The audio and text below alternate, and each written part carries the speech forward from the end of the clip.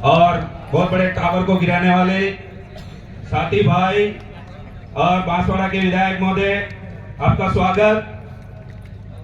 सबसे पहले इस अनुसूचित क्षेत्र की आरक्षण महारैली में पधारे हुए मेरे समाज के सहयोगी पुरखे, उनको नमन करते हुए यहाँ जो आप सभी भाई माता बहने आप पधारे, आपके लिए धन्यवाद।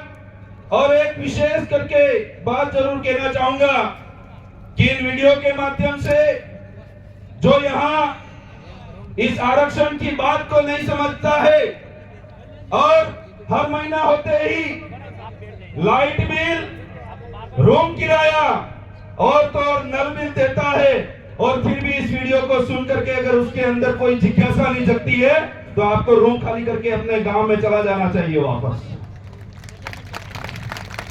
क्यों ये बात क्यों कह रहा हूं?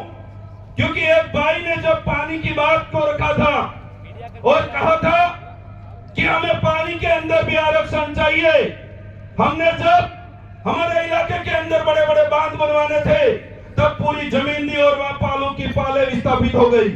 वो जमीन हमारे बाप दादाओं की थी और वो पानी हमको दिए बिना, हमारा जितना हक है वो दिए बिना और ला करके उदयपुर वालों को पिलाया जा रहा है। और हमारे जो उधर के जो भाई यहाँ उदयपुर के अंदर प्रवासी बन करके रहते हैं, वो एक एक महीने का नल बिल देते हैं, पानी का बिल दे रहे हैं। हमारे बाप दादाओं की जमीन पर बनी हुई पानी की झील, हमारी जमीन डूबी और वही पानी उदयपुर में आकर के हमें उसका टैक्स देना पड़ रहा है, पैसा देना पड़ रहा है। हम किस दिशा में हमारा काम कर रहे हैं? मैंने विशेष करके आह्वान करा था, अगर उदयपुर के अंदर इस संभाग मुख्यालय के अंदर अगर कोई प्रोग्राम का ऐलान हो जाए, इन रूमों के अंदर, इन घरों के अंदर इतने तो आदिवासी रहते हैं, अगर एक बार बाहर भी निकल जाए सारी गलियां और उदयपुर की सड़कें जाम हो सकती है, इतना आदिवासी यहाँ रहता है। फिर कहते हैं मेरे ऊपर ये शोषण हो रहा है। 2013-12 के अंदर मैं आपको बात बताता हूँ, उस समय जब रूम रेंट लेने जाते थे, टू लेट जहां लिखा हुआ होता था पूछते थे और मकान मालिक बाहर निकल करके बोलता कि कौन हो भाई? अगर वो व्यक्ति गलती से आदिवासी और भील और मीणा बोल देता, उसको कहता कि रूम नहीं है, खाली बुक हो चुका है। ये ऐसे हालत थे 2010 से पहले लगभग उसके बाद तक। इस आदिवासी परिवार की विचारधारा की बदौलत आज इस इलाके के अंदर इतने युवाओं के अंदर जागरूकता आई है, इन लोगों के ऊपर प्रेशर हुआ है और आज भी बहुत सारा ऐसा षड्यंत्र के साजिशों में रचे जा रहे लोग। मैं कहना चाहता हूं, हमारी बहनें यहाँ पढ़ाई करती हैं, आज एक एक लाइब्रेरियां बनी होगी, पर एक दिन के लिए ये 5 घंटे उनको निकालने में जोर आ रहा है और फिर कहते हैं कि हमें उसके अंदर ये हक नहीं मिला, मैं तो 1 नंबर से रह गया। अरे भाई, अगर भीड़ जहां दिखानी होती वहां दिखा दी होती तो 2 नंबर भी और 5 नंबर भी कम होते, तो ये गूंगी बेरी जो सरकार है उनको फिर करके देना पड़ता और हम नौकरी भी लग गए होते। पर जहां लड़ना होता है वहां आते नहीं है।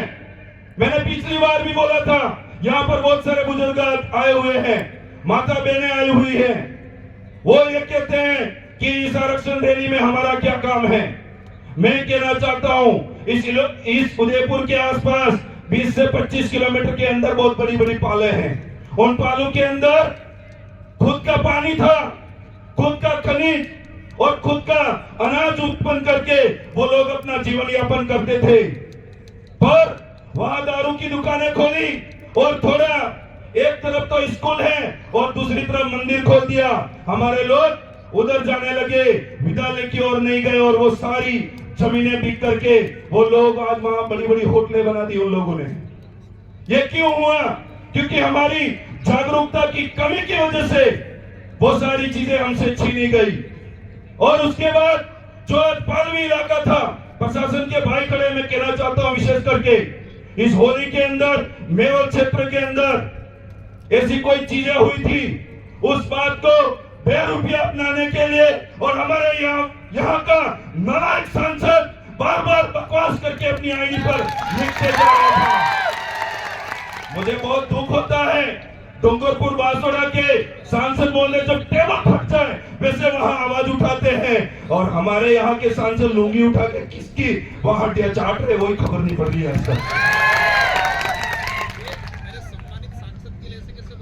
आपके हो सकते हैं सदस्य, हमारे लिए बहुत गंदी बात है, और आने वाले समय के अंदर भाइयों तैयार हो जाओ कि वो खुद को हिंदू बताता है और सर्टिफिकेट में कहता है मैं तो हिंदू हूं नहीं, और थोड़ा थोड़ा पता चला है वो तो गोत्र से कटारा भी है। भाई साहब वोट लेने आए, सबसे पहले माता वहां दर्शन किए, मैं तो इसी फले का हूं, मैं तो हड्डियां ढूंढ रहा था किस शमशान में कहां गाड़ी है इसकी हड्डियां पुरखों की, कहां का है नस्ल है। जबरदस्ती के ऐसे बरगलाने वाली चीजें करते हैं।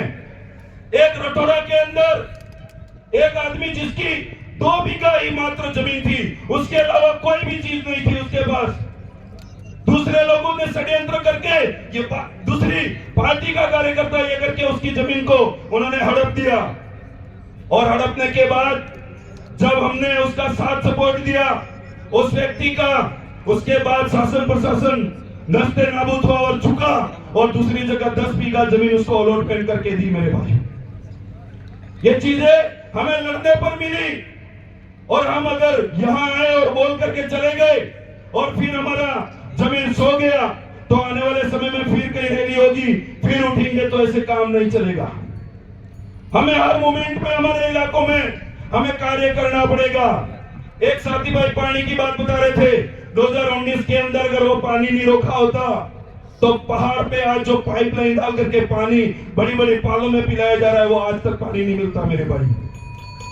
इसलिए वक्तागण बहुत सारे हैं, मैं अपनी बात को यही विराम देते हुए एक बात जरूर कहना चाहूंगा। प्रोग्राम के बाद यहां से ज्ञापन देने की ओर जाएंगे तो सारे जो वॉलंटियर हैं और आयोजन समिति है उनकी बात को हमारा खुद का प्रोग्राम है ये करके हमको मानना पड़ेगा। आप सभी ने मेरी बात को सुना, धन्यवाद, आभार, जय जवाहर, जय संविधान, जय भारत।